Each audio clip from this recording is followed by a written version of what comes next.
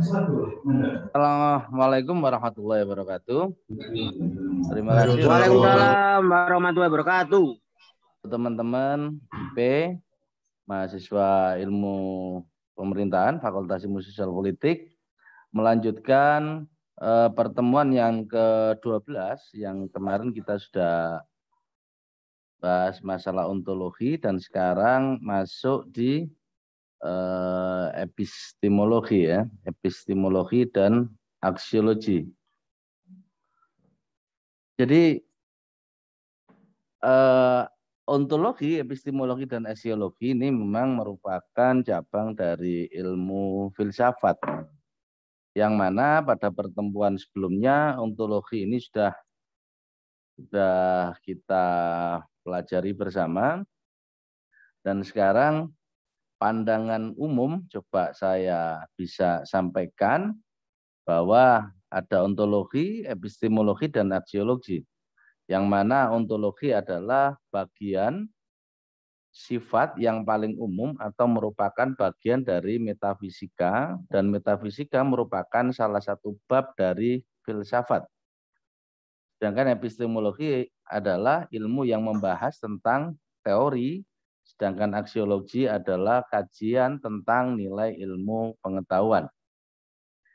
Jadi kita bisa melihat jauh sebelum Masehi, di mana Thales tahun 624 sampai 546 sebelum Masehi di era Yunani kuno, ini mengawali melakukan pencarian yang bersifat ontologi, di mana di tengah-tengah masyarakat yang begitu sentris, mereka mengagungkan dan mempercayai mitologi di Yunani, sehingga masih percaya kepada hal-hal yang mistis. Maka Thales mendobrak dari pemikirannya untuk mengetahui dari hakikat kebenaran itu di mana. Sehingga ada premis yang disampaikan pada saat itu bahwa hakikat segala sesuatu itu adalah air.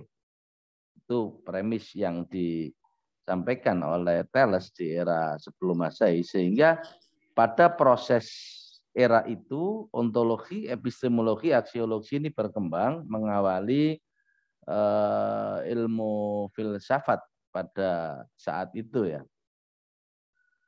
Di sini coba kita melihat bersama-sama mengenai epistemologi. Jadi epistemologi berasal dari Yunani, yaitu dari epistem dan logos. Kalau episteme berarti pengetahuan dan logos berarti pemikiran. Jadi epistemologi adalah cabang ilmu filsafat yang membahas tentang ilmu pengetahuan dari sesuatu yang ada di dalam pendidikan. Jadi epistemologi ini mengarah pada pengetahuan atau teori ilmu pengetahuan. Dalam hal ini kita membahas bagaimana ilmu pengetahuan itu diperoleh dan bagaimana kita mengetahui apa yang kita ketahui. Banyak sekali memang perdebatan mengenai ilmu pengetahuan. Yang mana syarat dari ilmu pengetahuan itu adalah tersistematis, ada metodis, atau universal, dapat dipertanggungjawabkan ya, itu ilmu pengetahuan. Adapun unsur-unsur dari ilmu pengetahuan diantaranya mengetahui, diketahui, kesadaran mengenai sesuatu yang diketahui. Jadi dalam hal pendidikan, epistemologi berkaitan dengan metode yang diberikan oleh guru atau sang pengajar. Jadi kita bisa melihat contoh di sini, ada premis yang disampaikan oleh Sokrates pada era itu, yaitu manusia yang berpengetahuan dengan sendirinya berbuat baik. Kita bisa melihat premis ini, manusia ini bisa dikategorikan sebagai ontologinya, berpengetahuan ini epistemologinya, dan berbuat baik ini adalah aksiologinya. Sehingga kalau melihat premis yang disampaikan Sokrates ini, kita bisa melihat bahwa epistemologi itu selalu dipengaruhi oleh panca indera dan juga rasio.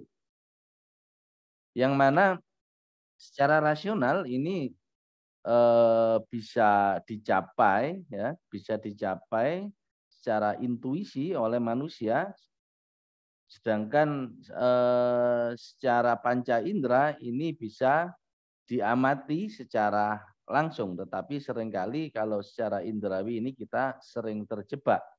Apakah itu realita atau bukan? Nah, selanjutnya untuk mengetahui epistemologi ini bisa dikatakan pandangan dunia. Artinya secara ideologi ya, secara ideologi ada sistem kapitalis, ada sosialis, ada liberalis. Ini bisa dikembangkan dan melahirkan pandangan dunia baru. Jadi supaya adik-adik mahasiswa tidak kebingungan, jadi epistemologi ini adalah tahapan-tahapan yang dilakukan oleh manusia untuk mencapai sebuah kebenaran. Di dalam ilmu pemerintahan, kita bisa melihat secara langsung, jadi setelah Orde Baru, setelah Orde Lama ke Orde Baru, ke Orde Reformasi. Ini ada beberapa tahapan perubahan di dalam aturan atau sistem. Jadi contoh seperti ini. Epistemologi ini seringkali muncul ini kan karena merasa ragu, merasa heran, kemudian jadi dari heran, meragu, kemudian menuju kepada kepastian. Jadi contoh tahun 2004 atau setelah 99 ya, di era Gus Dur, Abdurrahman Wahid. Ada perubahan tentang mekanisme pemilihan umum. Jadi 2004 ini diawali pemilihan langsung. Kalau sebelumnya itu kan pemilihan menggunakan cara perwakilan. Dan berubah karena perwakilan belum menjawab bahwa itu mewakili masyarakat secara menyeluruh. Sehingga di tahun 2004 ada pemilihan langsung yang melibatkan pemilih ini menyampaikan haknya secara langsung. Sampai hari ini terjadi perbaikan itu secara epistemologi, secara teorinya ini diperbaiki di kemudian hari. Sehingga sekarang diyakini bahwa demokrasi ini, demokrasi Pancasila ya, ini dianggap bisa mewakili masyarakat dalam tata cara pemilihan itu dilakukan secara serentak dan masyarakat dilibatkan menjadi konstituennya dia. Sehingga mereka haknya langsung tanpa perwakilan. Jadi seperti itu. Nah, setelah memahami apa yang dimaksud epistemologi, ya, ini ada aksiologi. Aksiologi ini berasal dari kata aksios yang berarti nilai dan logos berarti pemikiran. Jadi aksiologi adalah ilmu pengetahuan yang membahas hakikat nilai yang ditinjau dari kefilsafatan. Inti dari aksiologi ada dua. Ada etika, ada estetika. Kalau etika ini biasanya pembahasan masalah moralitas atau baik buruk atau boleh tidak atau halal haram. Nah, ini kalau saya review di tulisan saya ini bersumber dari Al-Qur'an dan hadis. Dan estetika ini adalah doktrinasi dari agama. Karena di dalam estetika ini biasanya menggambarkan bagian atau dari keindahan ya, atau ilmu yang membahas bagaimana keindahan dapat terbentuk. Bagaimana merasakannya. Setiap orang itu mempunyai arti yang berbeda dalam menanggapi tentang rasa itu tadi. Jadi, contoh seperti ini. Kalau kita selaku masyarakat ilmu pemerintahan di dalam berinteraksi ini harus menggunakan etika. Secara estetika kita tidak boleh menjustifikasi lawan bicara kita atau lawan kawan-kawan yang lainnya di luar dari pemahaman kita ini dijustifikasi salah. Apalagi sekarang ini banyak lagi marak untuk politik identitas ya. Jadi kamu dari agama apa? Dari agama Islam, dari agama Kristen, agama Hindu, atau kamu dari partai apa? Nah, ini secara estetika, ini kalau mereka tidak memahami, maka tidak akan muncul keragaman di antaranya. Yang terjadi adalah saling hujat-menghujat. Sehingga toleransi antar umat beragama atau toleransi antar organisasi ini tidak terbangun. Kenapa? Karena secara aksiologinya mereka tidak memahami etika dan estetika. Sehingga contohnya yang di atas ini, apa nilai yang terkandung dalam pendidikan tersebut? Yang terkandung adalah kita belajar berperilaku plural, jadi pluralisme, toleransi antar umat beragama atau toleransi terhadap antar organisasi, antar lembaga atau antar partai. Sehingga mereka yang belajar tentang filsafat untuk terjadi perbedaan ini tidak dianggap sebuah perpecahan, tapi perbedaan itu adalah sebuah keniscayaan. Sehingga kalau ada perbedaan, kita harus bisa menerima dan saling take and give, memberi dan menutupi akan kekurangan itu. Oke. Selanjutnya hakikat dari epistemologi. Secara sederhana, epistemologi juga disebut teori pengetahuan atau theory of knowledge. Pengetahuan dalam arti sebuah usaha yang dilakukan secara sadar, baik dalam proses atau penarikan kesimpulan mengenai kebenaran suatu hal. Secara etimologi, istilah epistemologi berasal dari kata Yunani, epistem, yang berarti pengetahuan atau knowledge. Dan logos berarti teori. Nah, sehingga epistemologi dapat didefinisikan sebagai cabang filsafat yang mempelajari asal mula atau sumber, struktur, metode, dan sahnya pengetahuan. Kalau istilah sains bisa dikatakan validitas. Validitasnya tinggi apa rendah. Probabilitasnya tinggi atau rendah. Kita tidak berbicara apakah itu salah atau benar, tetapi seringkali menggunakan probabilitas atau validitasnya. Selanjutnya, apa yang bisa kita ketahui dan bagaimana kita mengetahui adalah masalah-masalah sentral epistemologi. Tetapi masalah ini bukanlah semata-mata masalah filsafat. Sebab epistemologi itu berkenaan dengan pekerjaan pikiran manusia. The working of human mind. Jadi mindset-nya itu. Dalam epistemologi terdapat upaya-upaya untuk mendapatkan pengetahuan dan mengembangkannya. Sehingga aktivitas ini ditempuh melalui perenungan-perenungan secara filosofis dan analitis.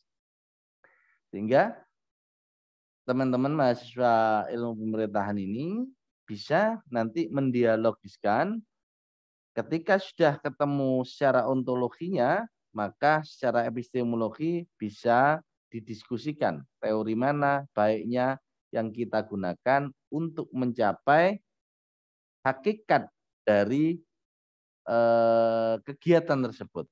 Jadi contoh, semisal kita melakukan riset, penelitian secara ontologi dulu kita pahami secara hakikatnya apa tujuan itu. Sehingga secara epistemologi kita bisa menggunakan teori-teori atau kita dapat melakukan dengan skema yang berbeda-beda. Sehingga ketika nanti kita melakukan aksi tidak kebingungan di tengah jalan. Dan semua yang dilakukan ini bisa disebut ilmu pengetahuan. Terstruktur, tersistematis, metodis, dan dapat dipertanggungjawabkan secara universal. Pada slide ini, kita mereview juga epistemologi atau teori mengenai ilmu pengetahuan itu adalah inti sentral setiap pandangan dunia. Ia merupakan parameter yang bisa memetakan apa yang mungkin dan apa yang tidak mungkin menurut bidang-bidangnya. Apa yang mungkin diketahui dan harus diketahui, apa yang mungkin diketahui tetapi lebih baik tidak usah diketahui, dan apa yang sama sekali tidak mungkin diketahui. Epistemologi dengan demikian bisa dijadikan sebagai penyaring atau filter terhadap objek-objek pengetahuan. Tidak semua objek mesti dijelajahi oleh pengetahuan manusia. Jadi bisa digarisbawahi poinnya adalah epistemologi ini merupakan salah satu yang ada di antara ontologi dan aksiologi. Sehingga epistemologi ini berada di tengah-tengah antara ontologi dan epistemologi. Dan epistemologi ini juga bisa menentukan cara dan arah berpikir manusia. Seseorang yang senantiasa condong menjelaskan sesuatu dengan bertolak dari teori yang bersifat umum menuju detail-detailnya. Berarti dia menggunakan pendekatan deduktif. Sebaliknya, ada yang cenderung bertolak dari gejala-gejala yang sama, barulah ditarik kesimpulan secara umum berarti dia menggunakan pendekatan induktif. Nah, perlu diketahui juga untuk adik-adik mahasiswa bahwa epistemologi ini ada dua. Ada yang dimaksud epistemologi huduri. Yang kedua ada epistemologi khusuli. Kalau yang huduri ini sumber pengetahuan berasal dari akal pikiran manusia, dari knowledge-nya. Jadi contohnya gini, contohnya ketika si Alif merasakan lapar, merasakan ngantuk, ini merupakan bersumber dari dirinya dan itu tidak mungkin bohong, ya. Bahrul merasa ngantuk, Fatoni merasa lapar, itu tidak mungkin bohong karena bersumber dari dalam dirinya. Lah itu yang dimaksud huduri. Yang kedua ada yang husuri. Jadi peristiwa itu berasal dari luar manusia. Jadi kayak teori-teori yang cukup ragam untuk mengetahui alam semesta. Jadi metode yang digunakan, mereka menggunakan indera manusia rasional dan intuisi yang dipakai. Sehingga untuk yang khusuri ini biasanya yang dibahas adalah alam semesta. Sehingga banyak muncul ragam para filsuf-filsuf dalam membedah bagaimana alam semesta terjadi. Seperti yang pernah kita bahas sebelumnya. Ada Ibnu Khaldun, ada Ibnu Sina, ada At-Tusi, ada Ibnu Rus, ada Imam Al-Ghazali. Nah, ini mereka menggunakan teori-teori yang sifatnya pengetahuan itu dari luar manusia. Yang dipakai adalah alam semesta. Dan epistemologi bisa kita lihat bersama pada slide ini bahwa epistemologi keilmuan pada hakikatnya merupakan gabungan antara pemikiran secara rasional dan berpikir secara empirik. Nah, kedua cara berpikir tersebut digabungkan dalam mempelajari gejala alam untuk menemukan kebenaran. Sebab secara epistemologi, ilmu memanfaatkan dua kemampuan manusia dalam mempelajari alam, yakni pikiran dan indera. Ini merupakan penjelasan dan review dari dua tadi, dari Khuduri dan Huzuri. Yang satu bersumber dari manusia sendiri dan yang satu bersumber dari luar manusia. Oleh sebab itu, epistemologi adalah usaha untuk menafsir dan membuktikan keyakinan bahwa kita mengetahui kenyataan yang lain dari diri sendiri. Usaha menafsirkan adalah aplikasi berpikir rasional, sedangkan usaha untuk membuktikan adalah aplikasi berpikir empiris.